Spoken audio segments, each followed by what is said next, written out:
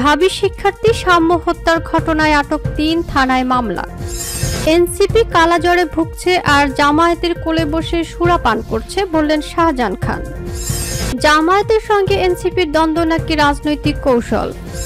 সাম্য হত্যায় ঢাবির ভিসির উপর দায় চাপানো সত্যকে আড়াল করার পায়তারা বললেন সার্জিস আলম। আওয়ামী লীগ সরকারের করা চুক্তিতে দেশে ফিরিয়ে আনা সম্ভব হাসিনাকে বললেন দুদকের চেয়ারম্যান। আসসালামু আলাইকুম দর্শক, আমাদের হাতে থাকা সর্বশেষ সংবাদে আপনাদের স্বাগত। এতক্ষণ শুনছিলেন সংবাদ শিরোনাম, এবারে থাকছে বিস্তারিত। ঢাবি শিক্ষার্থী সাম্য হত্যার ঘটনায় আটক ৩, থানায় মামলা। রাজধানীর সোহরাওয়ার্দী উদ্যানে দুর্বৃত্তের ধারালো অস্ত্রের আঘাতে ঢাকা বিশ্ববিদ্যালয় শিক্ষা ও গবেষণা বিভাগের 18-19 সেকশনের শিক্ষার্থী ও স্যার এ.এফ. রহমান হল ছাত্রদের সাহিত্য ও প্রকাশনা সম্পাদক শাহরিয়ার সাম্য হত্যার ঘটনায় ৩ জনকে আটক করেছে পুলিশ। মঙ্গলবার 14 মে সকালে রাজধানীর শেরেবাংলা নগর থানা এলাকা থেকে তাদের আটক করা হয়। তারা হলো তামিম হাওলাদার, সম্রাট মল্লিক ও মোহাম্মদ পলাশ সর্দার। এ ঘটনায় আজ বুধবার সকালে নিহতের বড় ভাই শরীফুল ইসলাম শাহবাগ ডিএমপি শাহবাগ থানায় 10 থেকে 12 জনকে আসামি করে একটি মামলা দায়ের করেছেন। বুধবার সকালে মামলা ও আটকের বিষয়টি নিশ্চিত করেছেন শাহবাগ থানার officer in charge OC Mohammad Khalid Mansur. তিনি বলেন 3 জনকে আটক করা হয়েছে। ঘটনার সঙ্গে আরো কেউ জড়িত আছে কিনা তা খতিয়ে দেখা হচ্ছে। এ ঘটনায় নিহতের ভাই বাদী হয়ে একটি হত্যা মামলা দায়ের করেছেন।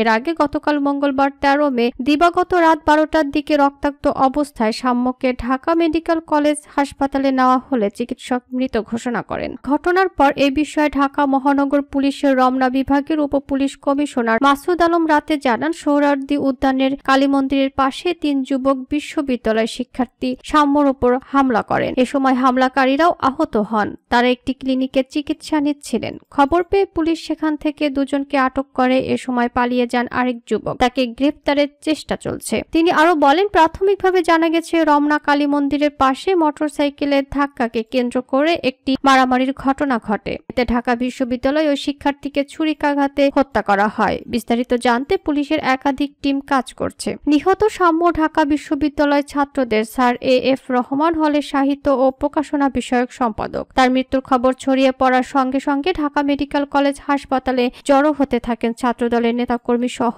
বিশ্ববিদ্যালয়ের শিক্ষার্থীরা। হাসপাতালে জরুরি বিভাগ ও চত্বরে মধ্যরাতেও নেতাকর্মীদের অবস্থান করতে দেখা যায়। এনসিপি কালাজ্বরে ভুগছে আর জামায়াতের কোলে বসে সুরা পান করছে বললেন শাহজাহান খান। এনসিপি কালাজ্বরে ভুগছে আর জামায়াতের কোলে বসে সুরা পান করছে বলে মন্তব্য করেছেন আওয়ামী লীগ সরকারের সাবেক নৌ পরিবহন মন্ত্রী শাহজাহান খান। বুধবার বৈষম্য বিরোধী আন্দোলনে রাজধানীর যাত্রাবাড়ী থানার মামলায় গ্রেপ্তার দেখানো শেষে হাজতখানার দিকে নিয়ে যাওয়ার সময় এ মন্তব্য করেন শাহজাহান খান। এ সময় শাহজাহান খান বলেন, এনসিপি আতুরঘরে কালাজ্বরে ভুগছে আর জামায়াত ইসলামের কোলে বসে সুরা পান করছে। ইউনূস জামায়াতের সঙ্গে আতাত প্রেম করে, অবৈধ প্রেম করে টিকে আছে। এই প্রেম বেশি দিন টিকবে না। তিনি বলেন, আওয়ামী লীগ ফিনিক্স পাখির মতো আবার জীবন্ত হবে। আমরা নির্বাচনের জন্য প্রস্তুত, ইনশাআল্লাহ। সুযোগ পেলে নির্বাচন করব। তখন এক সাংবাদিক প্রশ্ন করেন, তাহলে জুলাই আগস্টের বিষয়ে কি হবে? উত্তরে শাহজাহান খান বলেন, জুলাই আগস্টের ঘটনার জন্য যদি জবাবদিহিতা করতে হয় করব, অনুশোচনা প্রকাশ করতে হলে করব। সাংবাদিকদের উদ্দেশ্য করে তিনি বলেন, আগে সাংবাদিকদের স্বাধীনতা অর্জন করতে হবে। তোমরা লিখতেও পারো না, দেখতেও পারো না। এরপর ধীরে ধীরে তাকে হাজতখানার মধ্যে প্রবেশ করানো হয়। উল্লেখ্য, গত 6 সেপ্টেম্বর রাতে রাজধানীর ধানমন্ডি এলাকা থেকে শাহজাহান খানকে গ্রেফতার করা হয়। এরপর দফায় দফায় রিমান্ডে নেওয়া হয় তাকে। বর্তমানে তিনি কারাগারে আটক আছেন। জামায়াতের সঙ্গে এনসিপির দ্বন্দ্ব নাকি রাজনৈতিক কৌশল। আওয়ামী লীগ নিষিদ্ধের দাবিতে এক মঞ্চে আন্দোলন করলেও দাবি পূরণের পরপরই জামায়াতে ইসলামী ও জাতীয় নাগরিক পার্টি এনসিপি প্রকাশ্যে দ্বন্দ্বে জড়িয়েছে। এই দ্বন্দ্বের সূত্রপাত অন্তর্বর্তী সরকারের তথ্য উপদেষ্টা মাহফুজ আলমের বিতর্কিত ফেসবুক স্ট্যাটাস থেকে, যেখানে তিনি যুদ্ধাপরাধের সহযোগীদের ক্ষমা চাওয়ার আহ্বান জানান। স্ট্যাটাসটি সরিয়ে নেওয়া হলেও তার সামাজিক যোগাযোগ মাধ্যমে ব্যাপক আলোচনার জন্ম দেয়। এনসিপির পক্ষ থেকে মুক্তিযুদ্ধের প্রশ্নে জামায়াতের অবস্থান স্পষ্ট করার দাবি তোলা হয়। অন্যদিকে জামায়াত ও শিবিরের নেতারা মাহফুজ আলমের পদত্যাগের দাবি তোলেন এবং তার বিরুদ্ধে পক্ষপাতিত্বের অভিযোগ আনেন। রাজনৈতিক বিশ্লেষকরা মনে করছেন, এই দ্বন্দ্ব আদর্শগত পার্থক্যের ফল হতে পারে, আবার এটি রাজনৈতিক কৌশলও হতে পারে। সামনের জাতীয় নির্বাচনকে সামনে রেখে মুক্তিযুদ্ধ ও রাজাকার ইস্যুতে জামায়াতের সঙ্গে দূরত্ব বজায় রাখার কৌশল হিসেবে এনসিপির এই অবস্থান গ্রহণ করা হতে পারে। সাম্য হত্যায় ঢাবি ভিসির উপর দায় চাপানো সত্যকে আড়াল করার পায়তারা, বললেন সার্জিস আলম। সোহরাওয়ার্দী উদ্যানে সাম্য হত্যাকাণ্ডে ঢাকা বিশ্ববিদ্যালয়ের ভিসি এবং প্রক্টর স্যারের সঙ্গে অসভ্য আচরণের ক্ষোভ প্রকাশ করেছেন জাতীয় নাগরিক পার্টির এনসিপি উত্তরাঞ্চলের মুখ্য সংগঠক সার্জিস আলম। বুধবার 14 মে সকাল 10:30টায় সামাজিক মাধ্যমে নিজের ভেরিফাইড ফেসবুক পেজে তিনি এ অভিযোগ তুলেছেন। সার্জিস আলম বলেন, আমাদের ভাই সাম্য হত্যাকাণ্ডের ঘটনার পর ঢাকা বিশ্ববিদ্যালয়ের ভিসি এবং প্রক্টর স্যারের সঙ্গে যে আচরণ করা হয়েছে এবং তাদের উপরে দায় চাপানোর যে চেষ্টা করা হয়েছে সেটা স্রেফ অপচেষ্টা এবং সত্যকে আড়াল করার পায়তারা। সার্জিস বলেন, প্রথমত ঘটনা ঘটেছে সোহরাওয়ার্দী উদ্যানের মুক্ত মঞ্চের পাশে। সোহরাওয়ার্দী উদ্যানের শৃঙ্খলার দায়িত্ব ঢাকা বিশ্ববিদ্যালয় প্রশাসনের না।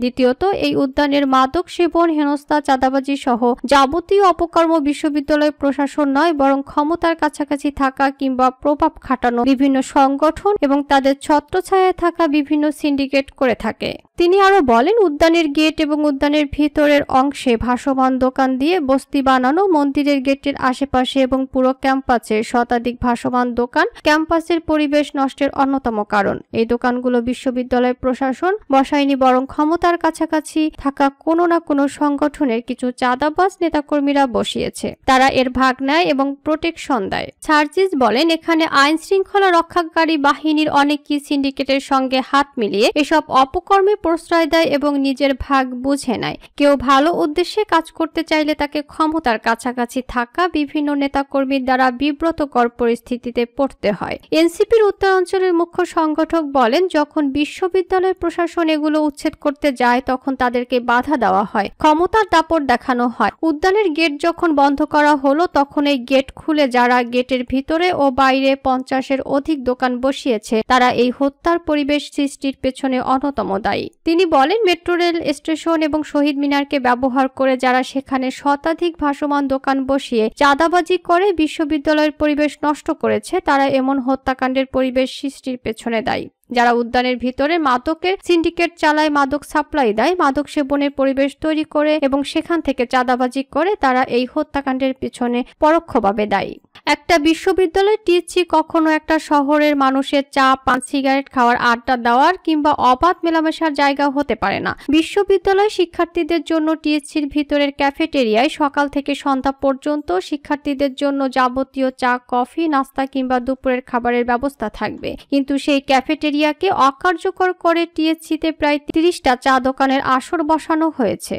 বিশ্ববিদ্যালয়ের প্রশাসন এগুলো বন্ধ করতে যাক, দেখবেন একদল ভণ্ড এবং সো কল্ড লিবারেল সুশীল শিক্ষার্থী এবং শিক্ষকদের বদহজম শুরু করেছে। তাদের চেতনা থেকে আগ্নেয়গিরির অগ্নুৎপাতের মতো লাভার নির্গমন শুরু হয়েছে। অথচ বিশ্ববিদ্যালয় স্বার্থে অনেকটাই অপ্রয়োজনীয় এই চা দোকানগুলোতে প্রতিদিন পুরো ঢাকা শহর থেকে হাজার হাজার ছেলে মেয়ে আসে, সঙ্গে কিছু বকাটে মাদকসেবীও আসে এবং এই বিশ্ববিদ্যালয়ের পরিবেশ নষ্ট করে। যারা টিএসসির এই দোকানগুলো রাখতে বাধ্য করেছে, যারা চাঁদাবাজি করছে, তারাও এই হত্যাকাণ্ডের পরিবেশ সৃষ্টির জন্য দায়ী, বলেন সার্জিস আলম। দোয়েল চত্বরের এক পাশে প্রায় 30টার মতো বিভিন্ন কারুকার্য খচিত পণ্যের দোকান এবং অপর পাশে প্রায় 20টা গাছের দোকান বসানো হয়েছে। দেখতে সুন্দর লাগলেও এখানেও প্রতিদিন হাজার হাজার খদ্দের ঢাকার বিভিন্ন জায়গা থেকে আসে এবং পুরো ক্যাম্পাসে বহিরাগতদের আনাগোনা বৃদ্ধি করে, যানজট সৃষ্টি করে। অবৈধভাবে ক্ষমতার প্রভাব খাটিয়ে লক্ষ লক্ষ টাকা প্রতি মাসে কারা এখান থেকে চাঁদাবাজি করে এবং বিশ্ববিদ্যালয়ের পরিবেশ নষ্ট করে তাদের পরিচয় প্রকাশ করতে হবে।